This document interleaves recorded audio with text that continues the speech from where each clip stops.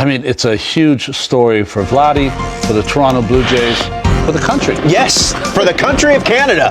While you were watching something else, by the way, Canada, United States, Part 2, Thursday at the Four Nations. Get ready for that. But this tweet this morning from Jeff Passan. Vladimir Guerrero Jr. and the Toronto Blue Jays did not reach an agreement on a contract extension before Guerrero's Monday night deadline. Vladdy Jr. about to enter his walk year. He arrived at camp in Dunedin this morning. These are his comments just a few moments ago regarding the team and the contract. Vladdy, were you and the Blue Jays able to make a deal on a contract extension? El equipo y tú pudieron llegar a un acuerdo en la extensión. Bueno, no, ninguno de los dos llegamos a un acuerdo, ¿sabes? Ellos estaban en un punto y yo estaba en otro, pero obviamente son cosas que pasan y uno tiene que entender el negocio. No, we did not get an agreement today. I mean, they had their numbers, I have my numbers, but you know, this is business, like I always say. Things happen, but we all good.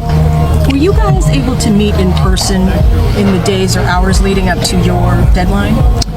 Pudieron reunirse en persona, especialmente los últimos días cercanos al deadline. Sí, los últimos días sí, obviamente ellos y mi abogado estaban haciendo los negocios, obviamente, pero no llegó nada al punto. Yeah, definitely. I mean, especially the last couple of days, the front office, my lawyers, my agents, they met.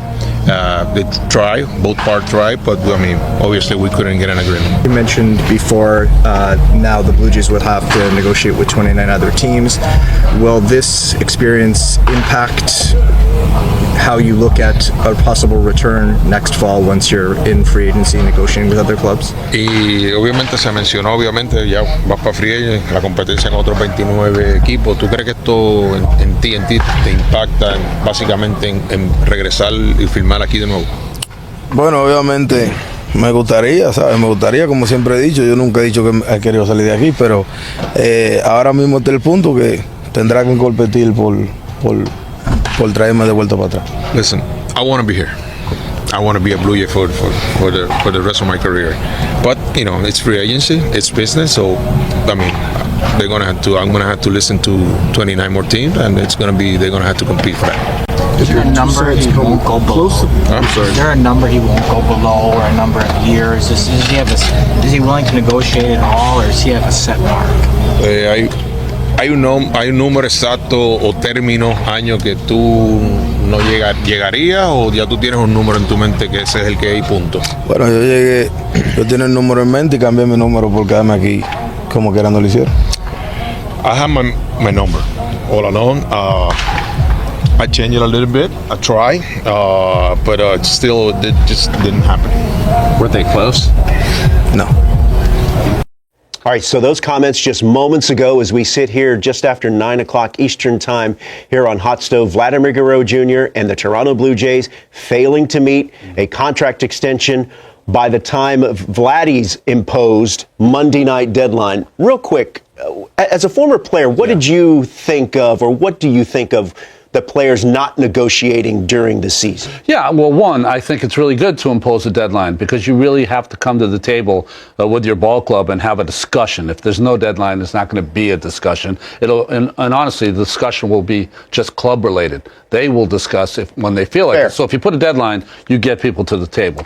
And then secondly, for most players, it's just the season is such a grind as it is to have to answer questions from lawyers and agents. Yeah. Vladdy has both. I didn't know you could have both. You and I Better Call Saul. Yeah, I have one. I have one. But he has lawyers, to take those phone calls during the season when you're trying to get 3 knocks a night is very difficult. That's why most players kind of pass on that. This potentially could be a real touchstone moment in the kind of state of the Toronto Blue Jays franchise, because Vladimir Guerrero Jr.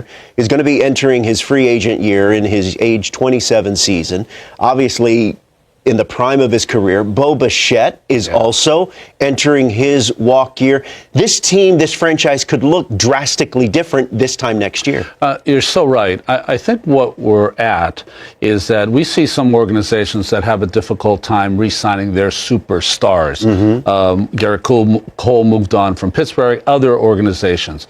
But if the Toronto Blue Jays, with the Rogers Corporation, can't bring back a cornerstone player, then where are we at, really? You know, where are we at in baseball? And for Toronto to lose out, you know, they were in on Ohtani, they were in on Soto, they were in on Sasaki. They haven't been able to finalize those deals, and to let a homegrown player that's beloved, I think he's loved in Canada and by the fans of the Toronto Blue Jays, slip away, I think is a mistake.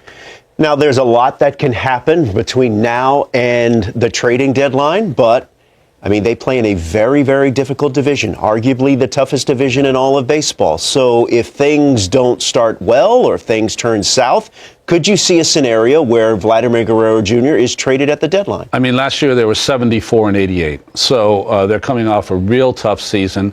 And yes, to answer your question, 100%, because if they continue those rocky ways, then they have to really consider you know, Atkins and Shapiro have to consider maybe retooling. And you retool by letting players like this or trading them and getting 4 or 5 prospects back. But no prospects are going to really replace 323 last year, 30-plus home runs, 100-plus RBIs. That's what you anticipate him averaging every year, and that kind of production is hard to find. You mentioned the Rogers Corporation, and obviously that the ownership group that owns the Toronto Blue Jays. They obviously have the benefit of tremendous amount of funds to be able to pull off mega deals. What about the notion of, once free agency hits, of them still finding a way to re-sign Vladimir Guerrero Jr.? Well, that certainly can happen because it's all about the money at some point, and if they meet that money. The difference when you have a Rogers Corporation as opposed to, let's say, the Mets with Steve Cohen.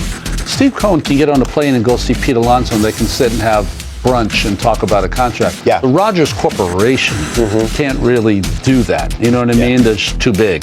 And so it's going to have to be done by the front office, Ross Atkins, and of course, Mark Shapiro. So we'll see if it happens. It's a shame, but there's plenty of time. And if he has a big year, and the Blue Jays, the best way to keep him is the Blue Jays have a great year and they get in the postseason. That will rejuvenate his thoughts about the team and rejuvenate the baseball in Canada. And once again, the top story: Vladimir Guerrero Jr. and the Toronto Blue Jays not able to come up on a contract extension by the Monday night deadline, a deadline that was self-imposed by Vladimir Guerrero Jr.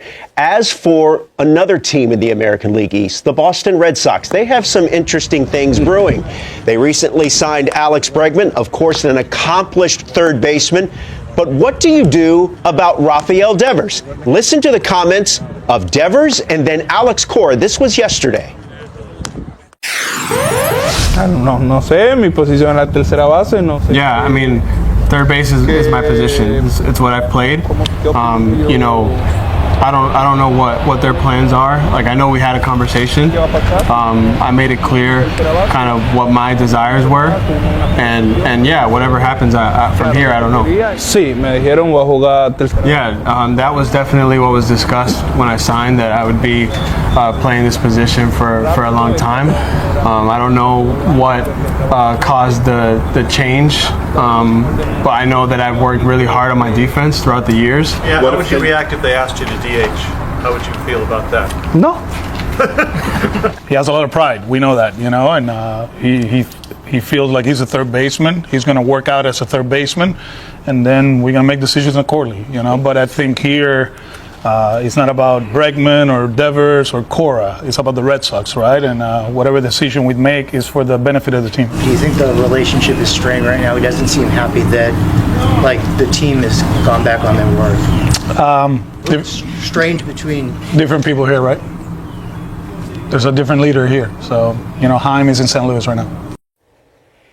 There's a bunch of different directions to go here. I think for me, look, we don't know what conversations are held behind closed doors and when and where. but it seems to me that Alex Bregman has been linked to the Red Sox for quite a while now. Yeah. So I'm surprised, I guess, I'm surprised that Rafael Devers is surprised. I mean, listen to what, he didn't even need the interpreter That's right. for his answer when they said, hey, would you be okay with them going to DH? He just said no. No. You make an interesting point. Like, you're saying that, why didn't this conversation happen before? And maybe it has. We don't know. But yes, it is odd. It seemed like it did not. I think that when you acquire a guy like Bregman, you just assume that everyone's going to kind of drop in line. I mean, Bregman has said, wherever you want to play me, I'm ready to go. I've taken balls now. You know, they've only been in camp a couple of days. He's taken balls at second base. He's turned to double play. And yesterday was taking balls at third base. Versatility might be the way they want to go. The whole purpose of this is one of the Achilles heels for the Red Sox last year. And they had a lot of great moments. Their pitching staff came together. Duran and other young players really took the next step. They didn't catch the ball, and they've got to do a better job of catching that ball. And the best defensive team they have right now is with Bregman at third and Story at short. Now, that might not be the case. Christian Campbell's a young player that they love and think is going to be ready for the big leagues soon. Maybe it's on him. If he has a huge camp, then I think Devers is going to be a little unhappy when they break him. I think you mentioned the defense, and if you look at the metric according to defensive run saves, since 2021, Rafael Devers has been the second worst in that category in Major League Baseball. He is a tremendous player, a tremendous hitter. Yes. But yeah, this is so interesting to me. You know, he has worked incredibly hard to try to be a better third baseman, and everyone knows that. But there is an innate skill to being an infielder. It's just some guys got it. They have it in spades. Now, Rafi, it's not about the errors he makes. You get locked into errors. That signifies if a player is good or bad defensively. It's not really that. It's the range of your infielder. It's the ability to throw the ball where it's supposed to be thrown. Those little things. You know, he's not a top-tier third baseman. Yeah. Obvious by the numbers we showed, by the metrics there. It's all about how do you make the Red Sox better this year? How can they compete with the Yankees? And Bregman really adds a lot to them defensively, and they have to find a place that makes sense for the team, more importantly, than Rafael Devers. Yeah, I mean, he obviously signed a huge contract in January of 2021. He is an accomplished player. He's one of the signature players of this current franchise, this Red Sox franchise.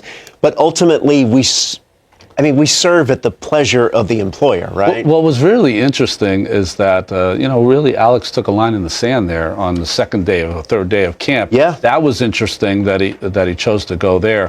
But to me, it was a real baseball kind of presser. It was like a hang with him. It's like, well, I talked to the front office. They assured that I'd play third base. And Alex was like, well, that was a that regime is no longer here. Hang with him. Yeah, that's definitely going to be a story worth monitoring as we roll to the 2025 season. Hey, Dodgers Nation! Victor here, bringing you another big update on our Los Angeles Dodgers. And if you thought this team was already strong, get ready, because the Dodgers are aiming high. Vladdy Guerrero Jr. has yet to accept a contract extension with the Blue Jays, and the Dodgers are in talks to bring him to Los Angeles.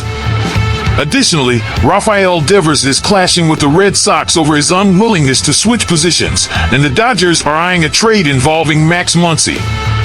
Could Andrew Friedman be on the verge of another masterstroke? Stick around, and I'll break it all down for you. But first, if you haven't subscribed to the channel yet, make sure to do so and turn on notifications so you don't miss any Dodgers news. And of course, hit that like button because it really helps us grow and bring you even more top-tier content. Now, let's get into it. Vladdy Guerrero Jr. to the Dodgers?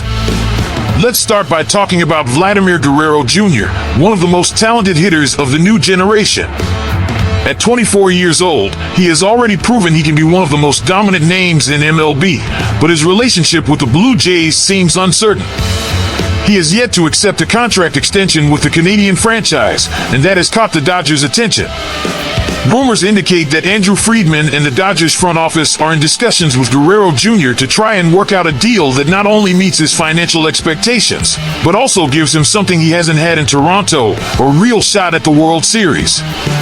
And let's be honest, the Blue Jays are a competitive team, but they haven't shown they can be a dominant force in the American League. Meanwhile, the Dodgers, with their recent history of success and a star-studded roster, can offer Guerrero Jr. the perfect platform to shine in October. Now, the big question is, what are the Dodgers willing to pay? Guerrero Jr. is likely seeking a long-term, high-value contract somewhere around $300 million. For a player of his caliber, it's worth every penny, but the question is whether the Dodgers want to invest that kind of money now or wait for free agency to make a definitive move. What do you think? Would Guerrero Jr. be a great fit for this monster Dodgers lineup? Rafael Devers and the Red Sox, trouble brewing. Now, let's talk about another big star who might be on the Dodgers' radar, Rafael Devers. The Dominican slugger is one of the best third basemen in MLB, but there's a problem. He wants to keep playing third base, and the Red Sox don't seem convinced that's the right move. Devers, who signed an 11-year, $331 million extension with Boston last year, has been showing signs that he might need to transition to first base or even a designated hitter role in the future. His defensive performance has been questioned, and the Red Sox are considering other options for the position. The problem? Devers doesn't want to move, and that's causing internal friction. As a result, trade rumors are heating up. Could the Red Sox consider moving Devers to avoid further headaches? And guess who's already monitoring the situation? Yep, the Dodgers. Max Muncy's role. So where does Max Muncy fit into all this? The veteran has been a key player for the Dodgers over the years, but he's entering a decline. He's struggled with injuries, and his offensive production is no longer as explosive as it once was. If the Dodgers are serious about acquiring Devers, Muncy could be the piece they sacrifice to make the trade happen. The Red Sox might see Muncy as a valuable veteran presence, and if the Dodgers throw in a few prospects, this trade could gain momentum. But here's the question. Does it make sense to trade a player who has history with the team for Devers, who, despite being a star, carries a massive contract and some defensive concerns? What's clear is that the Dodgers aren't just content with being good, they want to be the best. Vladimir Guerrero Jr. and Rafael Devers are game-changing names who could completely reshape the team and lead the franchise to another World Series title.